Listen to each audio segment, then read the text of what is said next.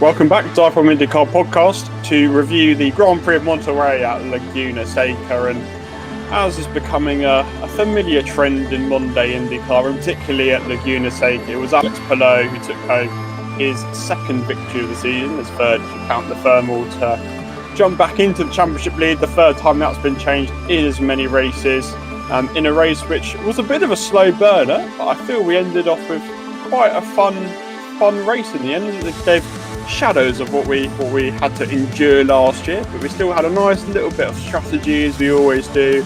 We had a bit of caution, we had some bold overtakes, a bit of everything, as IndyCar always seems to provide. Yeah, I think in the end it was a pretty good race, and I mean, there's no other place to start than Palou, really. He was the story on Sunday, yesterday as we record. It's a 100% podium record at Laguna Seca that he has maintained. It's 4 from 4. I mean, to be honest, he had quite a quiet weekend before qualifying, but I think one thing with Palou, he is clearly just so good at peaking at the right time.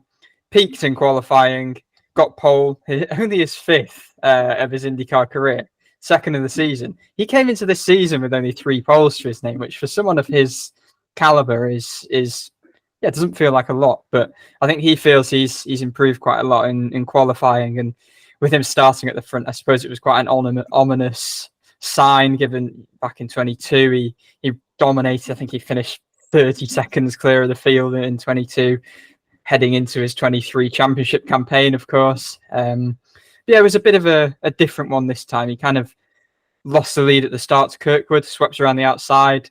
After that, he just bided his time. It was really quite remarkable the way in that first stint he followed really, really closely behind Kirkwood. I think that was the first sign that, that car had real pace, because usually you wouldn't have a driver that close in the wheel tracks of another, because it would just kill their tyres. They'd lose all balance, but Palou absolutely did so. And then I think the most notable kind of turning point in the race was when we had the first caution came out. Luca Giotto in the 51 coin car crashed, and Palou opted to stay out while the others in the lead pack, Colton Herta, Alexander Rossi, decided to come in and stop. And at the time, Palou felt it was quite a risk and had a little bit of doubt. I think he expected to kind of see a radio call or hear a radio call, and he almost thought his radio was broken actually at the time. But I think as the race kind of progressed, it ultimately proved the right call, because while those that had pitted were kind of stuck back in the pack in traffic, they were maybe killing their tyres a little bit, he was out front, clean air. I think when he eventually made that slightly later pit stop, he came out only behind Herta and Rossi, overtook the pair of them, and then after an overtake on Herta at the Corkscrew, kind of never really looked back from there. And he again, I think, extended a little bit longer than the others for his final stop. And yeah, I mean, it was just a masterstroke of strategy. It was a real team effort. Palou executed it perfectly, and the strategy ultimately proved to be, Palou was in a position at the end where he wasn't having to save as the others were, and he was pegged back by cautions, but no matter jeopardy, setbacks, he still managed to just power through and kind of commanded the race. It was a superb performance. It was really, really, really impressive. I think as well, just something to kind of just celebrate or like to kind of commend him on is how he managed to stay in front after all of them cautions towards the end. I think there were so many, and for him to kind of stay kind of calm and collected and to not lose it, because I think we had about 3 in the last 11 laps or something, or in 11 laps, and he managed to stay in front. He managed to stay, like I said, calm, and I think he just did everything that he needed to do, and he didn't lose it at all. And after the race he kind of had, like I said, he kind of bided his time. I don't know what you both thought about it, but this reminded me very similar to Indianapolis in some ways. He had the pole, he lost the lead at turn 1. He wasn't in the most favourable position at the time, but you still had that confidence that he was going to find a way to get into victory lane, as he so often does. He's not quite Scott Dixon in pulling off masterstroke strategies, but he's very good at, you give him a strategy, he's very good at controlling his fuel number, he's very good at controlling his tyres and just managing a race to a degree that not really anyone else does from the front, especially on a consistent basis. Palou does this week in, week out. We've sung his praises so many times. Yeah, as I said, you just felt the entire race he would find a way, whether he was behind Kirkwood, whether he was on the unfavourable strategy, whatever situation he was in. There was an overriding confidence about Palou, and I know it's early days. I don't think we've been at the halfway point in the season yet. I think we're 8 of 17. And it's, Palou looks tough to beat, even with all the ovals. He looks a tough man to beat in the long run, and you can almost argue this season is as impressive as last year is, because the competition's a bit more stronger. It doesn't quite look as good as on Palou. But what else is there to say about him now? Really, let's be honest. I think his ability as a driver, combined with kind of the head that he has on his shoulders, he could have panicked when he lost the lead at the start, but instead he just stayed calm. As I said, just followed Kirkwood really closely, waited for his time. When he didn't pit, for instance, under that caution, and he was kind of looking in his mirrors and saw, I think, Ward and Grosjean behind him while everyone else came in, and he was kind of a bit like, oh, well, this is a bit odd. He still just focused to the task at hand. He was setting, I think they were saying on the broadcast, countless fastest laps. It was just full push, and I think that just really suited him. There was a bit of management in there, but he could just go for it. And it, as I said, it kind of worked out at a stage where, he'd stopped later, was still ahead by about 10 seconds, such was the drive that he put in, could push harder than everyone else. It was, super, super impressive. And no matter how much kind of you try and peg him back, he'll kind of just keep coming back. And, I think he had a bit of a push to pass deficit, but again, he kind of managed it fine. And I think even at the end, Herta said that he wasn't managing as much anyway, because of kind of a few late cautions brought him into a better window fuel-wise. But Palou and his car and his team were just perfect, and the class of the field, I think Palou used the word superior, and he even said, I think after qualifying, this is his favourite track. He just absolutely loves this place, and no matter the jeopardy, he kind of just bulldozed through. And I think just look at some of the numbers as well. He has 11 wins now, I think, in his 5 years in the series, at only 26 years old, I think I'm right in saying. He is on track for his third championship-ish. I think he really has to make a difference in the 3 remaining road and street races. We've got a couple of road course races. We've got a street course race to come as well. But with so many ovals on the horizon, he is certainly, he's got his work cut out somewhat. I think he has to get to a stage where it's no longer damage limitation on ovals. I think regardless, it feels when you see a performance like he put in at Laguna Seca that we're almost in the midst of witnessing something a bit historic. He's en route to certainly becoming the best of his generation. And if he continues this trend with, the prospects of even 20 more years, for instance, in IndyCar, he has the potential to be the best ever. And I think with 3 championships to his name, if he gets that over the line, he'll already be up there with one of the best. He's amazing. Álex Palou is amazing. The ovals, a lot of people go, like you say, is damage limitation, but he isn't as bad on ovals, I think, as people generally regard him to be. He finished third at Iowa last year. Yes, I know he got pretty fortuitous with a late caution, but even on the ovals, in the last 6 short oval races he's done, he finished in the top 10 in 5 of them. Yeah, so, I don't think he's bad. I think it's just looking at the competition. Others are better, isn't it?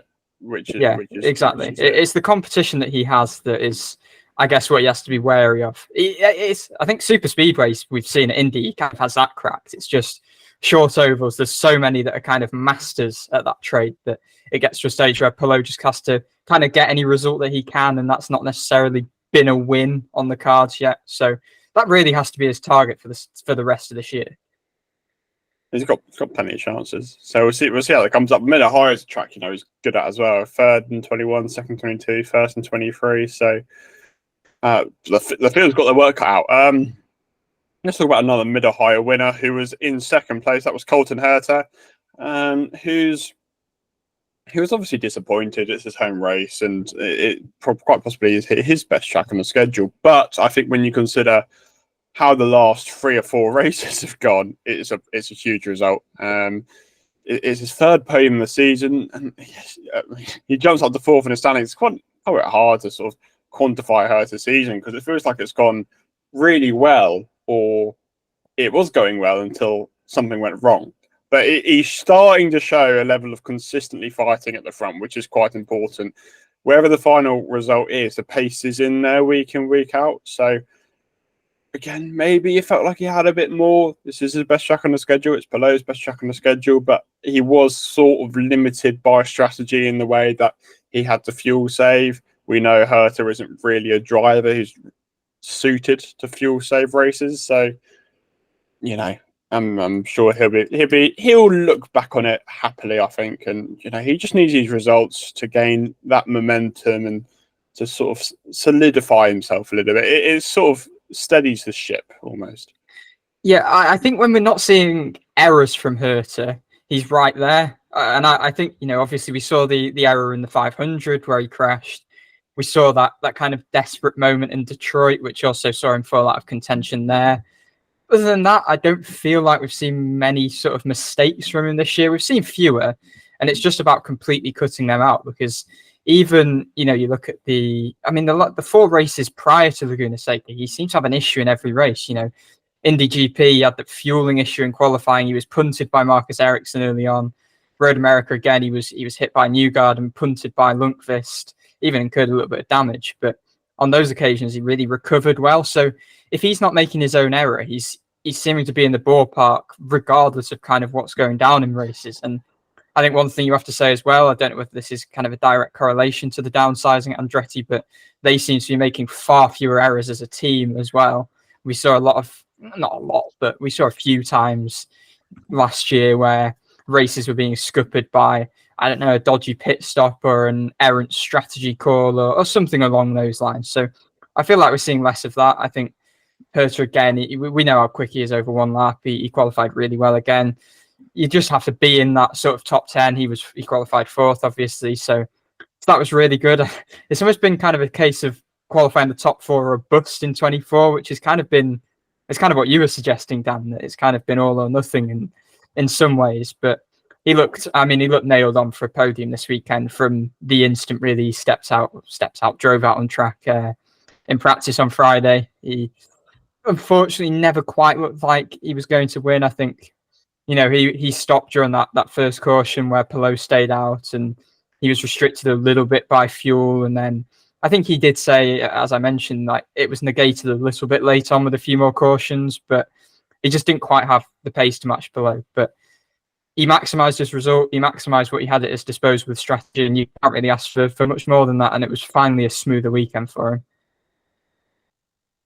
We spoke to Herta actually after Friday's practice, just basically asking him how he reflects on the rounds heading into Laguna Seca, where he obviously showed pace, but was frustrated at how things had panned out in the races. So yeah, here's that, along with a bit of a masterclass from Herta on how to approach the iconic corkscrew.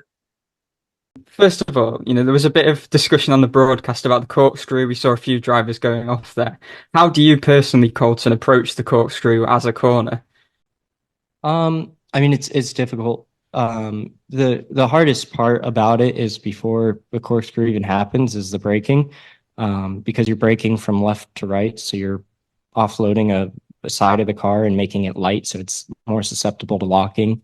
And so you're braking from left to right over a crest, which kind of entices to have rear locking. And then as soon as you turn in, you tend to have a lot of understeer until you kind of get into the camber of the corner, and it really grips up and kind of pulls the car around. And then you just kind of hope you're set the right way. I know a lot of people talk about like looking at the trees and stuff, and I think that's good for lower category cars, but we're just going too fast to have any sight line through there. So it's really just about repetition and understanding where you need to place the car and how it needs to look to kind of get through the corkscrew the right way. And then kind of reflecting on where you sit at the moment in the championship, you know, we've had a weekend off, which I can imagine was quite a relief for the paddock. How do you kind of reflect on the last few rounds? Are you encouraged by the pace, or is it ultimately frustration, I guess, at some of the results? Yeah, I mean, it's frustrating the last couple of results, but the pace has been terrific. The last 3 weekends, really all year, but specifically the last 3 weekends. And again, we're off to a good start. We're second here. but still a lot of the weekend left to do. So it's promising going into this weekend. We've won here twice. We've had good race cars. We were looking at a podium last year until the gearbox broke, but this is a place that we've done really good at in the past, and I hope that we can kind of continue that into the future here. Podium was completed for the first time in over a year from Alexander Rossi. I feel like every race this year, I've almost said he's had a quietly good year, and the next race he ends up having a bit of a disaster. But I feel Rossi is quietly having a good year, even though he's 7th in the standings. He's ahead of 2 Penske. He's only 10 points off his teammate Pato O'Ward, but he's got considerably more top 10 finishes than O'Ward. He's got more top 5s than O'Ward this year. He was pretty much at the front all weekend. He qualified for the Fast Six. Was it the first time this year? Maybe the second time? It's the first time this year, and only first time road and street courses, because obviously they follow the Fast Six system in Indy, but third time for our McLaren road and street courses. So pretty good effort, and he was pretty comfortable all race long. He took the lead momentarily, didn't he? After the first phase of pit stops, they performed the undercut pretty well. And I think Rossi was pretty happy with third. It's a solid result. I mean, Rossi goes about his races quite quietly, but it's a good result. Like you said, though, that kind of works for him. He doesn't get up in any sort of accidents or anything. He doesn't kind of need to be in the attention. He just does what he needs to do, and he gets the results, and that's all he really needs to do. And I think that'd work out for him as well in terms of next year, in terms of maybe the contract and where he can go. But he just does what he needs to do, and he does it quietly, and that's all we can really ask for him. I think last year we kind of scarcely saw him be the best Arrow McLaren car at any one point in the season. Yet I feel like, especially in recent rounds, we've seen quite often where it actually feels like he has been the strongest of the Arrow McLaren cars. I think we'll get on to Pato O'Ward. He's had quite an anonymous season in some ways, which isn't a bad thing in some respects, but I think we're not seeing kind of that peak performance from him. And I think all weekend at Laguna, really, Rossi, whether across one lap into the race, just looked like the fastest car by, not a small margin, I would say. I think he's cracked qualifying, or at least seems to be cracking qualifying a bit now. That was kind of one of the issues, I think, and the start of the race was good. We've made quite an aggressive move on Herta. I think it was almost a 10-second buffer after that first pit cycle out front. And I think he was just kind of unfortunate with the way it played out with cautions. Maybe he didn't have the pace on Palou anyway. But I think it's big for Rossi. I think to only be within 10 points of O'Ward is really encouraging. I think he felt there was a bit more potential as well if they didn't have to go into that fuel save mode. So there's the whole debate. Was this strategy coming in and pitting under that first caution the right strategy? It was the safest move.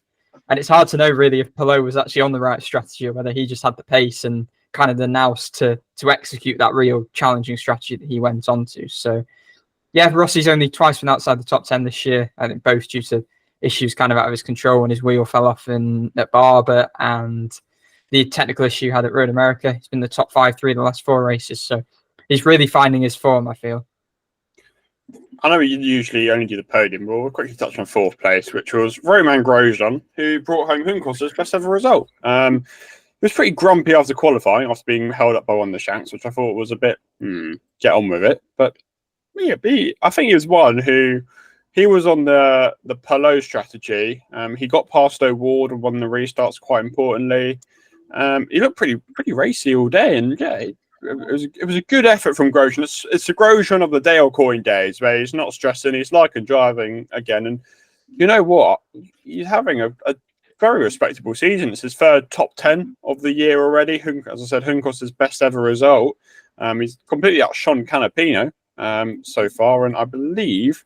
He's got as many top 10s as Ilott got in the entirety of last year, and he's still got half a season to go. So props to Romain Grosjean. Yeah, he's trending pretty well. I think 12th, 7th coming into Laguna on the permanent road courses. Laguna is a track that he's kind of typically been pretty good at. But I think from qualifying, really, that showed his pace. Since you think he topped his group in Q1, and then he was a mere hundreds really off getting into the Fast Six, despite those traffic issues that you kind of detailed that he bemoaned a bit. Felt that he had a pole position car.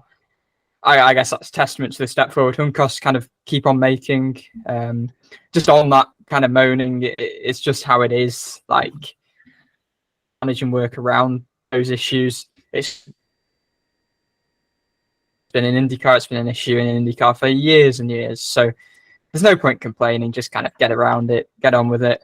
But yeah, he kind of gathered himself well in the race, showed some pretty good pace, and he was on that alternate strategy as well, I believe. And I think actually he was running behind O'Ward for a bit, but ended up having the pace on that Aaron McLaren car. So yeah, good work. And I think Juncos, it's kind of a there was a bit of, oh, what's this kind of marriage between Grosjean and Juncos going to be like? Is it going to be fire with fire? But I think we're seeing, apart from a few odd issues, that it's working pretty well so far. Let's unpick some incidents like we always do. I mean, the first caution, there's probably not too much to go. It was just Luca Giotto, unfortunately, just having a bit of an accident by himself. I mean, I don't know if you saw, Giotto was quite grumpy with something that happened in practice. Seemed to have some sort of issue. I don't really know what it was about, but Giotto had an issue in pretty much every practice session. I think he missed most of opening practice with some sort of technical issue, I think on his install lap, so that was far from ideal. He also had an issue in warm-up, which limited his running there. So it's basically just a really disjointed weekend. There was just, he wasn't getting anywhere near enough running for someone who's still a rookie. And to be fair to him, we haven't really seen any, I think he had a spin in the Indy GP, didn't he? But we've not seen any sort of massively consequential error, but it was a pretty hefty shunt. Took Georgina's hand off. That's true. That was kind of the biggest error he's made, and kind of did wreck the rear of that car quite significantly. First race for a while, because he's not available for Mid-Ohio. He won't be doing the ovals, so yeah, only going to see him maximum 2 more times, if at all, again this year. So he's got another clash to Portland, so maximum once more for Giotto. And then Nolan Siegel, who was the talking point in the week, was in a number 6 McLaren, obviously making his debut for the team. Obviously we might get onto a bit later. He was off the pace. In fairness, you can't expect him to be on the pace when he sort of got dropped in midweek with no real time to prepare. So we can't really more time to prepare than he did at Road America, but still not adequate time. So he wasn't running too strongly, and then spun on the restart. Just by himself, just got a bit trigger happy on the exit. Ended up recovering decently, but I think that's more avoiding other people's issues than anything else. But that, of course, the second caution. I was quite quick, so it wasn't too bad. And then it started getting a bit chaotic towards the end of the race, where we had our flashes of last year. It was Lundgaard and Armstrong next, going into turn 4. If I'm doing this right. No, turn 5. I think, yes, turn 5. Somewhere. Anyway, one of the corners. Turn 4. And it was a bit of an unfortunate one. Lundgaard was probably a bit optimistic, maybe a bit too optimistic. Armstrong went spinning, and it's spinning across the track. And the bad thing about Laguna Seca is with all the dust, it sort of lingers, if that's the right word. And then he spun in front of Graham Rahal, which is quite scary. And then comes this whole pits opening nonsense, which I'm not particularly pleased about. I mean, if you don't know, the series, if the weird policy is if a driver doesn't hit the wall, they'll leave the pits open so everyone can get on strategy and delay the caution to keep the pits open. And it's just such a terrible rule in every single sense of the imagination. The whole point of a caution or a stopped car is to neutralise the risk of a bigger accident happening because the driver's off the track. Let's say you're at green and a driver spins on the exit of turn 5 and hits Armstrong. Well, what was the point? Like, why did you delay the caution? Like, I get IndyCar want fairness, but it's not part of the risk. The whole point is this danger zone where if you don't pit and a caution comes out, you're in this risk.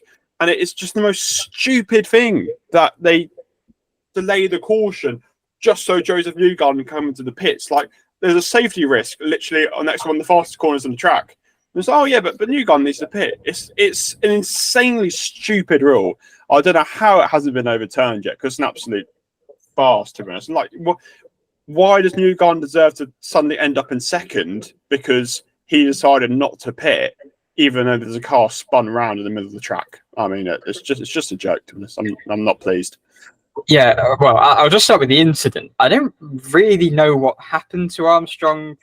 I'm not entirely sure why he kept his foot in it while in the gravel, and because that was what seemed to happen as he kind of came spearing across the track. And Graham Rahal was, my word, he was close to just completely collecting him, and that would have been a huge crash. So he was really nearly T-boned by that, and that would have been pretty horrible. I think Lundgaard was right to be penalised for that. It was a bit, that it wasn't. It's essentially a flat out corner, so it was too audacious to pull off a move there. I think he had a bit of a wiggle and pushed Armstrong off. But to get onto kind of the pit incident, I think the drivers kind of were asked about it afterwards. Rossi and Herta basically both kept quite quiet on it. Essentially because, well, the silence was loud. Let's just put it that way. The silence was quite telling. Herta said, he was asked whether he's, were you thrilled by it? Because, there was I think he had quite a dissatisfied radio message. He was just like, no. Rossi said, I don't have an opinion. Well, I do, but I can't voice it. And then, so you can kind of tell where drivers stand on it. I mean, Newgarden had kind of been pretty much nowhere until that point, and I think maybe he would have cycled back into the top 10 if he pitted in the green, but it is just strange. It feels a bit manufactured in some ways. I think in trying not to disadvantage drivers, you're essentially giving them a big unfair fortuitous advantage, which just isn't right. The series is fixated and is absolutely brilliant when it comes to safety. It's excellent in every department, bar this. Armstrong was in a really dangerous position. He was facing the traffic on the fastest corners of the track, and anyone could have collected him. Yeah, you might have a local yellow, but he's not hit the wall. But it's caution worthy. He's still a stopped car in a really, really precarious position. So, I mean, if Newgarden didn't then go off track and make a small error, then off track and have a more consequential error that drops him really far down the order, he could have challenged Palou for the win because he was on fresher tyres.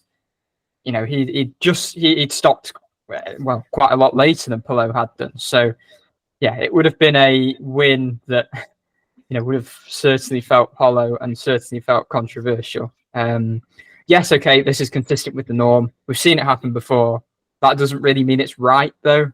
And I think there has to be a rule change here because, you can't just advantage. Like, it's better to, unfortunately, it's the lesser of two evils is disadvantaging a driver rather than giving them a really unfair advantage, I would say. Kind of just reiterating what you guys said, it comes down to safety in one fact. Like, I'm sure the drivers have been told that kind of an incident has happened, so they should be aware of it. But in the case of that they haven't been told about it, if it's happened straight away and then they go into one of these corners, and it could end up being worse than it is. And I think safety should kind of come above disadvantaging or advantaging a driver. I don't really care where people's opinions is on that. I think it's just, if it's not for the safety, then what's kind of keeping them in this and what's kind of keeping them safe? Next caution was for Jack Harvey, whose engine just blew up, so that wasn't too interesting. And then we had quite a messy collision where Augustine Canapino, who was returning for this weekend, obviously, punctured Kevin Simpson, who was just sent careering across the track, and Graham Rahal had absolutely nowhere to go apart from Simpson's car and then the barrier. I mean, I know it isn't Simpson's fault, but we made this whole thing of praising him for avoiding chaos, and 3 races in a row he's managed to find himself in some. So again, none of them through his own making, but it's still ironic. I was just going to say, I feel awful for him because he was having another very sort of, can we term it a Kiffin Simpson day? I think he was running 13th at the time, and it was consistent. It was clean. And then you could barely even see the contact with Canapino. It's a weird one because you can have a lot of wheel banging and no consequence. Just a tiny little thing and a tire will delaminate. So that was just really, really unfortunate for Simpson because, yeah, as you say, 3 races in a row where he's just had his race ruined by something out of his control. I feel for Simpson. But I think the main thing with this is I'm just glad it wasn't as bad as it could have been because, again, it's kind of a bit like what could have been with Armstrong and what Ray Hall narrowly avoided there. He couldn't avoid here because Simpson spun directly in front of him. I don't think it was a great weekend for Ray Hall overall. Just had a bit of a brutal end and, he didn't have enough time to take his hand off the wheel, which, again, that can end badly, but he was seen, he was released, no seeming issue after initially seeming to maybe feel his wrist a little bit. And then he made a secondary contact, which was softer, but into some concrete. So, yeah, it was just a bit of a helpless collision from both sides there. And I've got to say as well, the two, because it was a pretty fast collision and, obviously with the lack of reaction time, both cars kind of held together pretty well. I mean, could have been a lot worse with a Simpson essentially sideways in front of Rahal. So, again, kind of credit to the safety. Did have a cool livery, though. I was going to say that. Cool. I liked it. Is it your favourite of the year, or? I weirdly, I really liked Newgarden's one he ran in Detroit, the Eskimo one. But it's one of my favourites for sure. It's one of my favourites. I know I'm biased, but I absolutely love the 5. I think they're really up to it this year. Yeah, I still love the shell car. Yeah. And I'm still a big fan of the Maya Shank cars this year as well. So yeah, I think they're very hit. I feel like they're hit and miss some weeks, but yeah, they do look nice. Do you remember the VeeKay? Not VeeKay, Lundqvist one in Long Beach, the Netflix one. That was good. That was good. That was fun. Right, let's get on to. Well, actually, I want to touch on Penske. We'll get to it in a minute, Archie. But this is the first time none of their cars reached the Fast Six since Indianapolis last year. The 1 week you predicted them all to get into the Fast Six, which is ironic. I mean, complete opposite to Road America, wasn't it? What a disaster for Penske. I mean, Power ended up having quite a decent day in 7th championship, things considered, but he went off at lap 1. He went to last. He went off again at some point mid race. It wasn't as consequential, but he went off again at some point. Then he had the collision with McLaughlin, both of whom were running really respectably all day. Very unlike McLaughlin, really clumsy maneuver, which basically it ended his race. And Power was pretty lucky to get away with it. And then Newgarden, as we said, benefits from that penalty, makes a little mistake at turn 6, loses 3 or 4 places, and then just completely throws it away with 2 laps to go. I mean, Newgarden in particular, literally, it's either podium or just absolutely bin it. It's been such a bizarre year, but I mean, sorry, there's a lot. I've given you a lot to unpick there in a short space of time. But what a disastrous weekend! Yeah, I mean, they don't always go phenomenally at Laguna. Quite a staggering stat they said on the broadcast, the NBC broadcast, was they haven't actually won at Laguna Seca Team Penske since 2000. Well, but there's only been like 6 races, to be fair. Okay, so for even then, for a team of their level of domination, that's whatever though.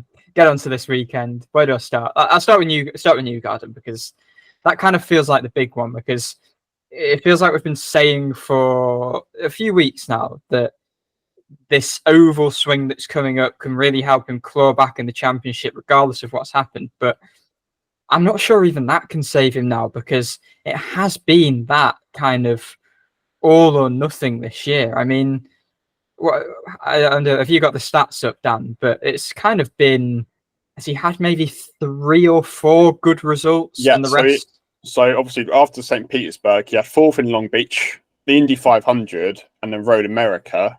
The next best finish is 16th. That's really poor. Because obviously it started so well in St. Pete.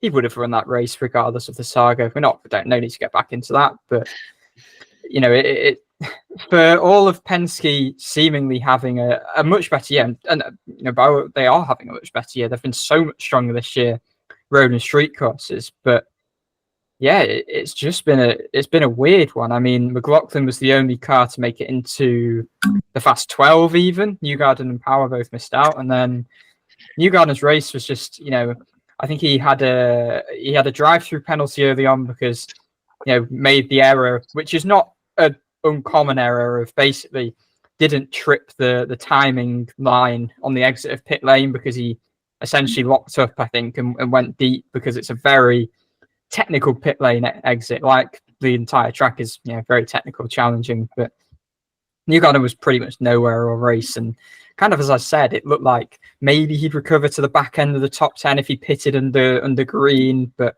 he was gifted this opportunity to possibly even salvage a championship fight. I don't think it's extreme to say that if he'd finished second or past Palou for the win, he's kind of back in business, you would say. But it was just bizarre the way he made one error, then kind of threw it away with an even bigger error when he was still looking to kind of be on for a top 5. So yeah, that one was it's just been so just inconsistent for Newgarden this year. And then the McLaughlin power contact, I think you kind of hit the nail on the head, really. It was just very unlike McLaughlin. That's now a couple of times in recent races we've seen him make an error. Obviously, we had the Detroit one, which was very unforced. This one almost spoke of a little bit of desperation. I don't think it needed to be desperation, to be honest. I think McLaughlin was kind of better placed than Newgarden in the championship, but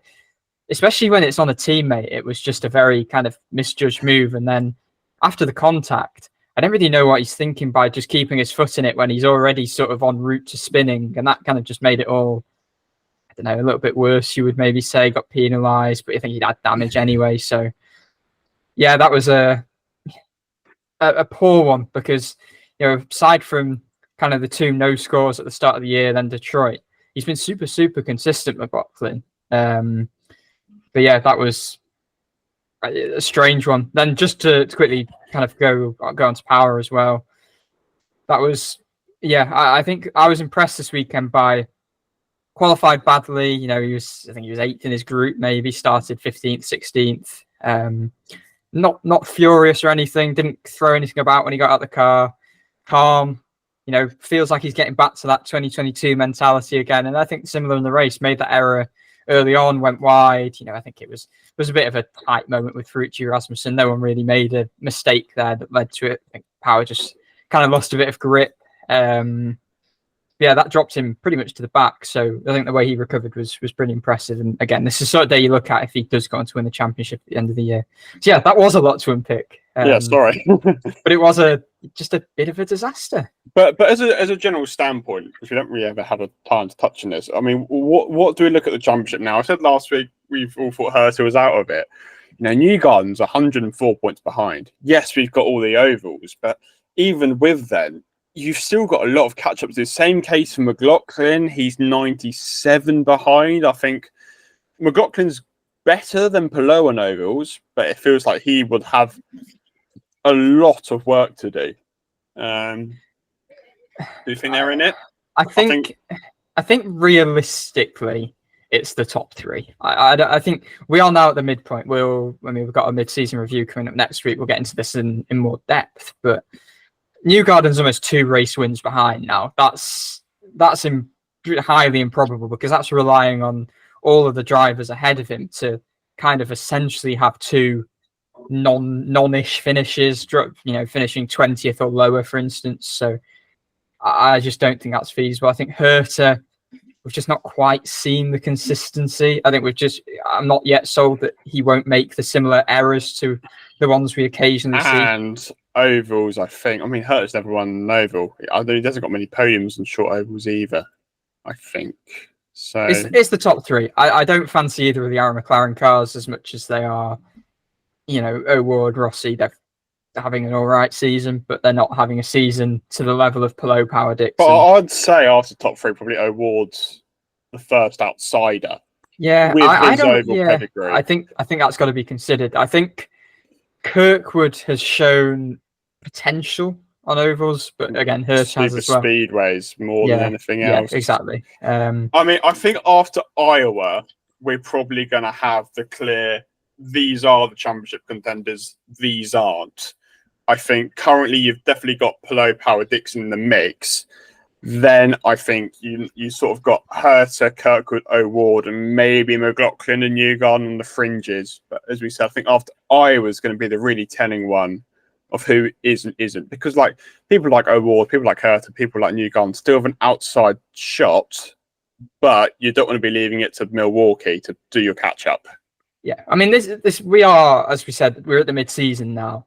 We've seen how much can change and swing in half of the season, but I just don't see either of those top three really falling away to enough of an extent, particularly. Yeah, I think, to be fair, I like your Award point, but again, I think Power and Dixon are just as good as him on ovals, probably. So, yeah, I mean, Newgarden's probably the best. And then, you know, Award, Power, and Dixon all in a similar round. Results-wise, last few years, I think it's gone to Award. But as I said, I think Iowa will probably have this discussion again, and we'll have a really good understanding of who is and isn't in the championship standing.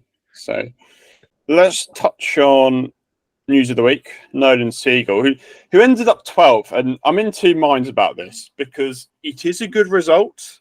Don't get me wrong, but at the same time, you know, he wasn't particularly quick, and he was there because everyone else had issues. Don't get me wrong, he did a good job at avoiding the issues, but you know, it's trying to think, where would Porsche be if he was in that car, and that's obviously impossible to interpret. But it's you know, it's a good result. I think the performance needs, well, longer term, the performance will need to step up, but the result itself is good. I think it's like a good starting point. Like, he can still improve on it. He's still got rest of the season to go. As he kind of doesn't get in any sort of accidents or anything. And I think it's a good starting point. I think he can always just improve, and then if he kind of builds on this, I think then it will be better. It's a new car for him. He doesn't know the team. It's a much bigger team than he's been used to. I think it's worth saying, you know, I'm really happy to see him in IndyCar. It's really good to see the road to Indy being kind of valued almost over the F1 ladder, whether that's kind of fair or not. Yeah, he's clearly rated really highly, Siegel. You know, and some of the best we've seen in IndyCar have come through the road to Indy. But I think this weekend was always going to be difficult. You know, he was last in first practice. He was about 0.4 seconds even adrift of whoever was, I think it was Giotto, was 26th in that session, 2.3 seconds off the pace. He cut that down by kind of almost a second by second practice. And then come qualifying, I think to just put cars behind him was a pretty good achievement. I think you've got to be fairly pleased with that. I don't really know what happened to him at the start of the race. He seemed to be shuffled back and was kind of fighting for the last with Giotto. I can't imagine the pressure of kind of driving for this more of a leading team is insignificant. I don't know whether that kind of feeds into the sort of error he made. That's kind of just a rookie error anyway that brought out the caution. But then I think I was listening to the radio at the time. And I think they basically just gambled on bringing him in a little bit earlier for, I don't know exactly what strategy he was on, but they brought him in a little bit earlier than some. I think he was on the Palou strategy, actually. But I think it definitely spoke to his maturity that after the spin and, you know, causing the caution, he could have kind of just panicked and thought, oh, God, this isn't going well. But, you know, he kind of progressed through the field. He kept calm, collected himself. And I thought that bit was really impressive. So I think to finish 12th, that's probably around where you guess Porsche would be. So, you know, it was good execution that kind of looked unlikely at one point. Whether strategy worked in there or not, I think still to be fighting up there, even if with a bit of attrition, is, you know, you can't complain. I think it's a decent start. And then David Malukas made his return to IndyCar this weekend, as we know, from Marshank Racing. Made the fast 12, which was mightily impressive, and then was running around the top 10 of the race, and then unfortunately just had a puncture, which relegated him to 16th in the end, which was a bit of a shame, but the most important thing is the performance, because I'm sure he will get into the leader circle. So a very good start. Yeah, I think to be on the pace, kind of as he was really from practice, was impressive. You know, I think he told us last week that Laguna Seca was going to be the challenge. Milwaukee really wasn't that physical. you know, the simulators are advanced. You know, they can kind of simulate some of the physical elements of driving, but the big challenge was going to be when you are actually back in the car. And, you know, there's so many different things kind of he had to face. It's a new car, you know, and it's bad enough when you've just been out of the car for a while, let alone then having to get adjusted to a new car. Little things such as getting comfortable in your seat, for instance, how you're fitting in with all the belts and stuff, to then also have to contend with physical fitness as well as a wrist that is, you know, as he's admitted, is only at 80%. So they're having to set the car up for performance as well as comfort. And, you know, I think he was wearing a brace in the race. And it's a physical track as well. I think some drivers said it even might be even the most physical. So, you know, this was about as big a baptism of fire as you were going to get. I think he had a spin in first practice, but that was about as big an error as we kind of saw. He was pretty close to Rosenqvist through decent portions of the weekend, I felt. I think then, just to make the Fast 12, I would have said qualifying in front of cars would have been impressive. So I'm not sure that was in the plan for him, but that was really impressive. I think rapid progress that we didn't really kind of see coming almost. I mean, maybe we shouldn't be surprised. He's really good, Malukas, as we all know. But then I think almost as impressive was just the way he held his own in the race.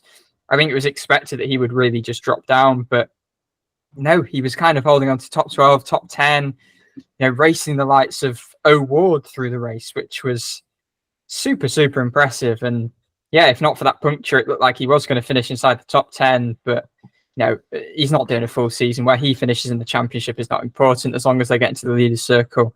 And the performance being there, seemingly the durability being there, is paramount. And you know, he smashed it basically. He survived the weekend as he wanted, and survived it with flying colours as well. Let's go through the order. Fifth was Carl Kirkwood, who now has more top fives that aren't wins than top fives that are wins, which is that stat can finally be left to us. It's quite a decent performance, obviously, as we sort of highlighted, at leading turn one, led the opening stint, just didn't quite have the pace of his competitors. But another good showing actually from Kirkwood. Second consecutive race, he just led the opening lap, so qualified very well as well. Front row. Yeah.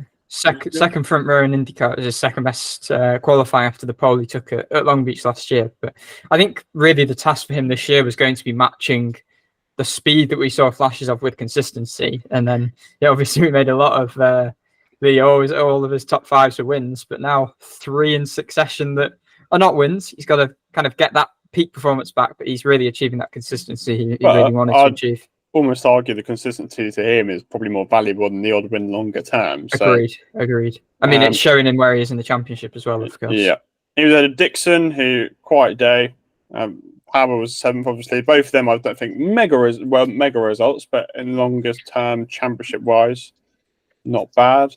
Same could be argued for Pato Ward in 8th, who didn't really have a great weekend. He wasn't as fast as we're really used to seeing him. But again, you know, he's not making these silly, desperate moves, and he's actually got the joint longest streak of top 10s of anybody.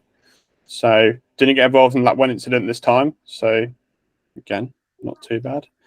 Santino Ferrucci in 9th, pretty quiet from Santino. He got a blocking penalty on it was Rasmussen, I think.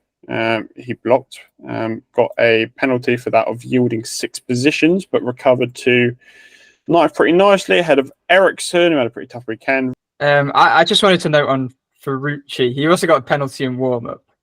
Him and Grosjean's aggro was supposed to have been put to the side. That doesn't seem to have happened. I think he basically just blocked Grosjean coming out of the corkscrew. Ferrucci also had one of the coolest moments of the weekend, / scariest moments of the weekend with, I think it was opening practice. He spun at the top of the corkscrew and basically rolled backwards down the hill before spinning it around, which was interesting. But he's had, is it 5 top 10s now this season? Quite a few. I think the Penske Alliance is starting to pay dividends. Ericsson, I actually noted a few things down on Ericsson, just because we're seeing all of this performance from his teammates. He doesn't seem comfortable. I know he had the podium in Detroit, but we're not seeing super consistent speed. and we're also kind of missing the peak performance as well. I mean, he started down in 18th, which, while his teammates are both in the top 4, is not great. And Rosenqvist was also there in the top 4. He kind of renewed that qualifying form. He was 3rd. So yeah, not a smooth race. He had a few offs, Ericsson, and it was just very messy. It was not like what we've been used to seeing from Ericsson. Anyway, do you know what happened to Rosenqvist? Was it just that corkscrew incident which relegated him? Did he have an issue at the Corkscrew? I know we had Lundgaard flying. I feel it was the same time as him and Lundgaard. That's where it all got a bit crazy. I might be wrong. Yeah, it didn't seem to have an issue. He was just struggling. Top place was Siegel, ahead of Rasmussen, ahead of Fittipaldi, who was one to get a penalty for an improper pit exit. That was a drive-through. VeeKay also got the same penalty. Not that it really mattered because he retired. Then it was Lundgaard who had... It feels like Lundgaard's had a messy few races, to be honest. He had that instant McLaughlin... Well, I say incident. McLaughlin made a pretty good overtake. Lundgaard got caught off guard. Had that braking marker locked in his front wing and then went flying through the corkscrew. But yeah, it's just been a messy few races for Lundgaard, I think. Yeah, I wouldn't say I've been unimpressed with RLL, but I certainly don't feel like they've hit the heights that we saw in 2023. You know, Lundgaard, again, he made the Fast Six, great, but I feel like Graham Rahal's form's not been there. Fittipaldi was... Go on. Well, I can't see Lundgaard winning a race this year. No, I can't either. I feel like, well, I mean, Fittipaldi actually has done a decent... I feel like Fittipaldi's been close enough with Rahal, actually, especially considering he doesn't know many of these tracks. So, yeah, there's some circumstances this time around, but he was the best of the RLL cars. But, yeah, Lundgaard just... It has been a bit messy. It wasn't really his error, but he just was caught a bit off guard, I think, by McLaughlin's pass, and then from there, it kind of just snowballed a bit, didn't it? He got the penalty for punting Armstrong and airborne at the corkscrew. And on the RLL theme, actually, Jori Vips was there. We felt like he disappeared a little bit, but he told NBC that he is working on getting back into a car later this year. There is a spare engine from the 75 car that's used for the Indy 500. So, yeah, he's been doing sim work, kind of traveling to races. He said he'd prefer an oval over anything. I don't know if he's had a test yet, but he's hoping to be on the grid for next year. And then it was Malukas, Lundqvist. Lundqvist got penalty for hitting personnel. So we got drive. I did notice that at the time. They didn't pick it up on the broadcast. What we did mention was Dixon crashed in the pits. Yes. Which wasn't caught on the broadcast. Yeah, he hit the... What happened? Did he just lose grip on the steering wheel? He looked like he just understeered into... Because, again, it's quite a challenging pit entry and pit exit. So they try and push the limits, and it's very easy to just... Yeah. Well, clearly, if Dixon's in it, it's very easy to mess up. So, anyway, yeah, just on Lundqvist, while we kind of mentioned him, he qualified a bit better. It was his best qualifying, actually, bar Road America, which was still like... 16th. Where did he start? 16th. So I feel like the Meyer Shank Racing performances last year set a bit of a false precedent almost. He's not quite matched that. Yeah, he hasn't quite matched that consistency. Especially if Ganassi want to downsize, because Armstrong's a bit too inconsistent, I feel. Armstrong's having good peaks, but he's not really performing consistently either. You're not wrong. I think in qualifying Armstrong, I mean, again, he made the Fast 12. He's only missed out on that once or twice, I think, this year. So that's good. I feel like he's just had a few unfortunate, like, Road America was his error technically, but it was unfortunate. And then this was purely unfortunate as well when he was probably on for another top 10. So I think Lundqvist more than anyone, despite the heights of the podium, needs to step it up, I think. And behind him, Canapino. I think Canapino's been a bit underwhelming so far this year. After what we sort of saw last year, he got a penalty for the Simpson thing, which I thought was pretty harsh because it was more consequence rather than the actual incident, I feel, on that occasion. Yeah, but we're losing out on time now, and we still don't really know what Rasmussen is. Yeah, he's got 3 races left this year. We're missing out on a lot of fun not seeing him on the ovals, and yeah, some mistakes this year, some misfortune, not quite got the results over the line. So yeah, not really sure where we are with Rasmussen, and I think Carpenter Racing have just had so many sort of issues that don't seem to be in their driver's control. With an off week of IndyCar next week, you might be wondering how to get your IndyCar fix in this week off we've got. But browsing on the Formula Model Shop website always takes loads of my time, so I'm sure it'll take loads of yours too, especially with some of the deals they've got at the minute. For example, Tom Blomqvist, a 1:2 scale model helmet. I mean, that's currently $34.99. I mean, you won't get many better deals than that in the current market. So it's an absolute steal amongst all the other various different items you can buy. But that one is one that's caught my eye this week as a particular bargain on the Formula Model Shop website. The best place to get IndyCar merchandise for all our British fans and the rest of Europe. You can use the discount code 5BOMB, or one word, FIVEBOMB, to gain 5% off products on the FMS site. Visit the Instagram highlights on the DIVEBOMB Motorsport Instagram for a link to an exclusive VIP section on the FMS store, courtesy of DIVEBOMB.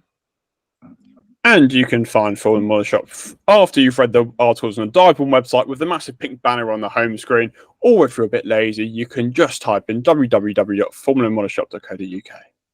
Stay tuned for exclusive giveaways, events, and other content. We'll touch on this more next week, but this was the last week before the hybrid. So from mid-Ohio, the hybrid will be coming in. We'll touch on it more next week because it's a nice time being mid-season, but that marked the end of an era. Unsung heroes from the weekend. I'm going to go straight out and say Santino Ferrucci. Quite a quiet weekend, but yet again, as you said, it's his 5th top 10 of the season, and he actually lies 12th in the standings, only 2 points off Christian Lundgaard and not miles off Felix Rosenqvist. I think given he should have been in the top 10, I'm going to go for Malukas as mine. We've said all we needed to say on that, but yeah, Malukas. To go with someone different, I'll go with... I feel like Grosjean. I feel like it's not unsung, but to kind of get up and for it to be his highest finish, especially after how his seasons can be, I think that's really good. Funniest moment, I think Lundgaard is up there for me, flying over the corkscrew. Yeah, saw the same in Indy Next with Reece Gold as well. We did. I mean, it wouldn't have been seen by the viewers, but after the whole pits rule Newgarden debacle, Herta and Rossi had a bit of a go at Palou because he was the benefactor of it last year at Laguna Seca. So yeah, that was my moment. Palou he'd only just arrived at that point, and he basically just outstretches his arms, looking a little bit bemused, and then he lets out a bit of a grin and just kind of quietly says yes. So that's mine. There you go. Anyway, time for the predictor tournaments. And we'll get back to the results. Podium predictor tournament. I've got good news. Everybody has scored this week. That's a first. Yeah. Is it? It might be a first. I'm not sure. It might be a first. We'll have to double check. We'll have to double check the history. But everyone has scored this week. So we'll go bottom to top. Josh Mason, who was our championship leader, went for Power, Newgarden, Palou. So we got 1. And same as FMS, they went for McLaughlin, Power, and Palou, also with 1. Tom Gamer was only one with 2. He predicted Power, Palou, Newgarden. The DIVEBOMB fans got 3 with McLaughlin, Herta, Dixon. I got 3 with Herta, Power, Palou. You both got 4. Archie predicted Herta, Palou, McLaughlin, and Ellie, you predicted Dixon, Herta, Palou. But I think with a record 6 points was the IndyCar writers who got Palou, Herta, McLaughlin, got the top 2 bang on, which gives them a very nice 6 points. So if we look at the championship standings, it's getting rather interesting. The fans, you've got some work to do. You're a bit behind on 8. Then it's Ellie and Formula Model Shop on 6. Archie's in no man's land on 12. He's in 5th place. Then me, Josh Mason, and Tom Gamer are all equal for 2nd with 15. But at the top for the first time this season is the DIVEBOMB IndyCar writers with 17. So they take the lead at the mid-season point. Right, looking at the Fast Six Predict tournament, I believe the scores are Ellie on 20, Archie on 18, I was 17, but we would have to verify that. I went for Rosenqvist, Palou, Power, Herta, O'Wall, McLaughlin, so I got 3 from Rosenqvist, Palou, and Herta. Archie, you, as we said, mentioned none of the Penskes, but ended up still getting 3 right, which is a bizarre feat, but yeah. Well, last week I think my words was something along the lines of go all the Penske's because at least 2 of them will get in. It's a safe prediction, and of course none of them get in. Brilliant. But yeah, you still get 3, which is smash the other 3. quite unbelievable. And Ellie, you got 1 this week because was you awful. only got Palou. So I believe you two must be tied on 21, and I'm on 20. So it's close again. Nice. It's close heading into the second half of the season. That marks the end of the non-hybrid era and the end of our Laguna Seca review. Again, a bit more. I mean, it seemed like a bit of a slow burner, but we ended up getting quite a lot out of that one, which is always fun. So IndyCar going to a new era next week, so we'll have a look forward to that. Amongst our mid-season review, which we sort of did last year, reviewing what drivers we think have stood out, which drivers we maybe want to see a bit more from the second half of the season, as well as always trying to embarrass ourselves with various predictions. So it should be a bit of a feel-good, little fun episode as we review the first 8 rounds of the season and we preview the remaining 9 as we said IndyCar goes into the hybrid era as of mid-Ohio. So that's about all we've got time for. So thanks very much for watching, thanks very much for listening, and we hope we'll see you next.